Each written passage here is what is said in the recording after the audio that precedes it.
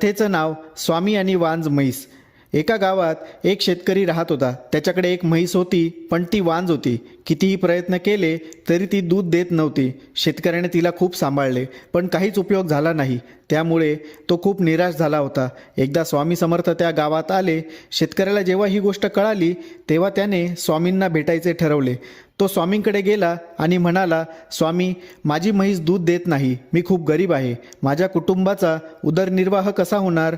स्वामींनी त्या शेतकऱ्याकडे पाहिले आणि त्याला म्हणाले, तुझ्या म्हशीला घेऊन ये. शेतकरी लगेच म्हशीला घेऊन आला.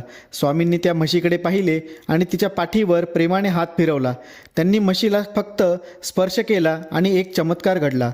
काही वेळातच त्या म्हशीच्या स्तनातून दुधाची धार वाहू लागली. हे पाहून शेतकरी आणि आजूबाजूला जमलेले लोक थक्क झाले. त्या दिवसापासून ती म्हैस नियमितपणे दूध देऊ लागली आणि त्या शेतकऱ्याची गरिबी दूर झाली. या कथेचा